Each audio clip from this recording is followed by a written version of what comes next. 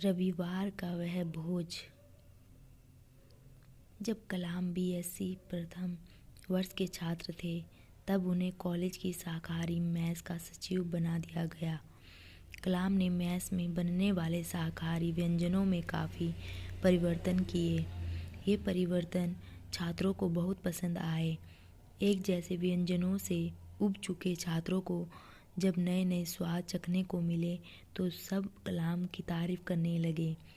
कलाम के मन में आया कि क्यों ना इन व्यंजनों का स्वाद कॉलेज के प्रमुख फादर का चखाया जाए।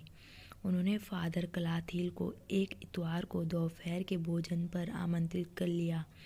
साथ ही छात्रों ने इस मामले में को पूरा सहयोग दिया। मैस में त्योहार जैसा माहौल बन गया। सबके चेहरों पर खुशियों की चमक, सबके मन में उत्साह और उत्सुकता। फादर कलाथील आए। छात्रों ने उन्हें व्यंजन परोसे। भारत के विभिन्न स्थानों के अलग अलग स्वाद वाले शाकाहारी व्यंजन फादर कलाथील को बहुत अच्छे लगे। उन्होंने कलाम की बहुत तारीफ की। सभी छात्र गदगद हो गए। इस घटना के बारे में कलाम ने अपनी आत्मकथा में लिखा है, एक रविवार को हमने कॉलेज के प्रमुख फादर कलाथील को दोपहर के भोजन पर आमंत्रित किया। भोज में शामिल व्यंजनों में वे चीज़ें थी जो पारंपरिक रूप से हमारे परिवारों में बनाई जाती थी। इसका नतीजा न सिर्फ अप्रत्याशित रहा बल्कि फादर कलाथील ने हमारी कोशिशों की भूरी भूरी प्रशंसा की। हमने उनके साथ बहुत ही आनंद के क्षण गुजारे। उन्होंने हमारे साथ बच्चे की तरह निष्कपट एवं आत्मीयता से बातें की। हम सबके लिए यह एक यादगार घटना थी। विज्ञान का रास्ता हृदय से होकर जाता है। प्राय लोगों का यह विचार है कि विज्ञान और अध्यात्म दो अलग अलग चीज़ें हैं। विज्ञान भौतिक पदार्थों के अध्ययन का नाम है और अध्यात्म भौतिक संसार से दूर सक्षम जगत अथवा आत्मज्ञान की ओर ले जाता है। ईश्वर निराकार है और संसार साकार। ईश्वर का अध्ययन करना, ईश्वर का जानना और ईश्वर व ईश्वरत्व की ओर जाना अध्यात्म है और ईश्वर के ठीक विपरीत भौतिक जगत का अध्ययन करना, संसारिक रहस्यों को जानना और भौतिक साधनों की खोज करते हुए भौतिक जीवन को सुखी और संपन्न बनाना वैज्ञानिक की दिशा है। भारत में जितने भी आध्यात्मिक प्रचारक हुए हैं लगभग सभी विज्ञान और आध्यात्म को अलग अलग मानते हैं और यहाँ तक कहते हैं कि इनके समन्वय से ही सुख और शांति का रास्ता निकल सकता है। कलाम के विचार इस मामले में बिल्कुल मौलिक और सारगर्भित हैं। कलाम कहते हैं, पता नहीं कुछ लोग विज्ञान को इस तरह क्यों देखते हैं जो व्यक्ति को ईश्वर से दूर ले जाए। मेरा तो यही मानना है कि हृदय के माध्यम से ही हमेशा विज्ञान तक पहुंचा जा सकता है। मेरे लिए विज्ञान हमेशा आध्यात्मिक रूप से समृद्ध होने और आत्मज्ञान का रास्ता। निष्कर्ष के पीछे उनकी अपनी दृष्टि है। उनका यह कथन कहीं पढ़ा हुआ नहीं है, ना ही उन्होंने केवल कहने के लिए ऐसी जीवंत अनुभूति है।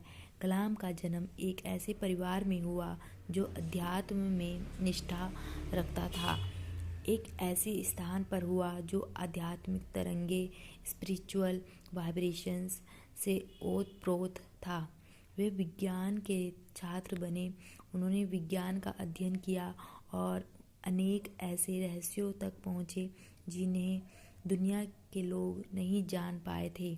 विज्ञान के रहस्यों की ओर यात्रा करते समय उन्हें एक पल को भी ऐसा नहीं लगा कि वे ईश्वर से कभी अलग हुए हैं, बल्कि उन्होंने तो सदा ऐसा महसूस किया कि उनके हृदय में ईश्वर सदा मौजूद है और उसी की उपस्थिति में, उसी की प्रेरणा से वे वैज्ञानिक रहस्यों का उजागर कर रहे हैं।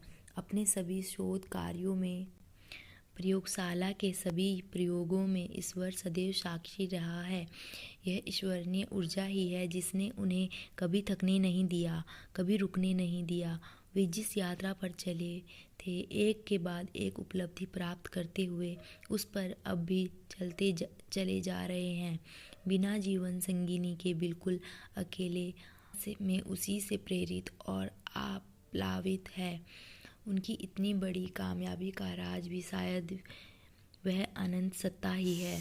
कलाम का यह नज़रिया इतना विराट, इतना व्यापक और सर्वग्राही है कि इसे दिल की गहराइयों से महसूस करें तो हमें इसमें मानव सभ्यता को एक नए सूत्र की झलक मिलती है, एक ऐसा सूत्र जो हमें बांटने वाली तमाम संकीर्ण प्रवृत्तियों से मुक्ति दिलाकर परस्पर सहयोग और आत्मीयता पर आधारित नवीन मानव सभ्यता को जन्म दे सकता है। मनुष्य और मनुष्य के बीच जो दूरियां हैं वे असुरक्षा ग्रंथि पर आधारित है। एक मनुष्य को दूसरे मनुष्य से सदैव यही भय बना रहता है कि वह उसे कोई नुकसान ना पहुंचा दे। बस यही भय उसे चौकन्ना बनाए रखता है और वह ऐसी जूझते सोचते में व्यस्त रहता है जिससे इस असुरक्षा से उभर सके, परंतु हमारी सभ्यता कभी नहीं उभर पाता। यदि हम यह मान लें कि विज्ञान का रास्ता हृदय से होकर जाता है और विज्ञान की हर खोज मानव हृदय को उदार और विशाल बनाती है, तो वह दिन दूर नहीं जब विज्ञान मनुष्य को इतना सहृदय बना देगा कि वह लेने में नहीं, देने में सच्चे सुख का अनुभव करने लगेगा। यही वह बिंदु है जहाँ से मानव सभ्यता सकारात्मक दिशा में मोड़ी जा सकती है। जब सभी देने में सुख का अनुभव करने लगेंगे तो किसी का कुछ छीन लेने की इच्छा ही समाप्त हो जाएगी। पता नहीं कब आएगा वह दिन, कब पहुंचेगी मानव सभ्यता उस बिंदु पर जहां असुरक्षा की ग्रंथि समाप्त हो जाएगी और संपूर्ण स्वाधीन हुआ मनुष्य पूर्णता की ओर सीधा आगे बढ़ना आरंभ करेगा। महान वैज्ञानिक एपीजे अब्दुल कलाम निश्चय ही बधाई के पात्र हैं, जो उन्होंने ऐसा अनुभव किया कि विज्ञान वृक्ष है तो अध्यात्म उसकी जड़ है, विज्ञान विस्तार है तो अध्यात्म उसका केंद्र बिंदु है। संसार के सारे तर्क, सारी वैज्ञानिक और तकनीकी उपलब्धियां हृदय से उपजे, कुछ भी ऐसा है कि ही नहीं जिसमें हृदय और उसकी लौकिक व अलौकिक अनुभूतियां शामिल ना हो। ज्योतिष एक कला तो है परंतु विज्ञान नहीं। सुप्रसिद्ध वैज्ञानिक अब्दुल कलाम ने अंतरिक्ष में रॉकेट और मिसाइलें उड़ाने के लिए पृथ्वी की संरचना, ब्रह्मांड की अनंतता और ब्रह्मांडीय पिंडों की गतियों के बारे में विशद अध्ययन किया। खगोलीय पिंडों की संरचना, जिनमें निहित ऊर्जा और उनके पारस्परिक संबंधों की उन्हें अच्छी जानकारी है। इस जानकारी के आधार पर वह यह मानते हैं कि ज्योतिष एक कला है। कुछ लोग ज्योतिष को विज्ञान मानते हैं और यह साबित करने का प्रयास करते हैं कि खगोलीय पिंडों की गतियों का मानव जीवन में आने वाले दुख व सुख से सीधा संबंध है। ग्रहों और नक्षत्रों के आधार पर भाग्य व भविष्य की गणना करने का दावा करने वाले ज्योतिषी ज्योतिष को विज्ञान मानते हैं। भारत में ज्योतिष विद्या के आधार पर हाथ की लकीरें देखकर भविष्यवाणियां करने वाले की कमी नहीं है। ग्रहों की गति के आधार पर ज्योतिषी विवाह के सफल अथवा असफल होने की घोषणा करते हैं। बच्चे होंगे या नहीं होंगे, और यदि होंगे तो कितने, उनमें से कितने जीवित बचेंगे और यहाँ तक कि वे क्या बनेंगे, ऐसी भविष्यवाणियाँ भी ज्योतिषी करते पाए जाते हैं। भारतीय हिंदू समाज में तो दुकान या ऑफिस के आरंभ करने, मकान की नींव खोदने, गृह प्रवेश करने और कन्या के लिए वर देखने जाने तक के लिए शुभ मुहूर्त की गणना की जाती है।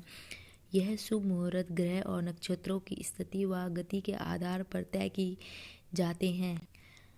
परंतु अब्दुल कलाम इससे सहमत नहीं हैं। अपनी आत्मकथा अग्नि की उड़ान में इस प्रसंग में उन्होंने लिखा है, कुछ मित्र मुझ में अंतरिक्ष की उड़ानों से संबंधित प्रश्न पूछते पूछते चर्चा को ज्योतिषी में ले जाते हैं। मैं वाकई अभी तक इस बात का कारण नहीं समझ पाया हूँ कि क्यों लोग ऐसा मानते हैं कि हमारे सौर परिवार के दूरस्थ ग्रहों का जीवन की रोज़मर्रा की घटनाओं पर प्रभाव पड़ता है। एक कला के रूप में मैं ज्योतिष के खिलाफ नहीं हूँ, लेकिन अगर विज्ञान की आड़ में इसे गलत तरीके से पेश किया जाता है तो मैं इसे नहीं मानता। मुझे नहीं पता कि ग्रहों, नक्षत्रों, तारामंडलों और यहाँ तक कि उपग्रहों के बारे में इन मिथकों ने कैसे जन्म लिया। ब्रह्मांडीय पिंडों की अत्यधिक शुद्ध गति की जटिल फेर करके यदि व्यक्तिपरक नतीजे निकाले जाएं तो ये मुझे अतार्किक लगते हैं। जय हिंद, जय भारत।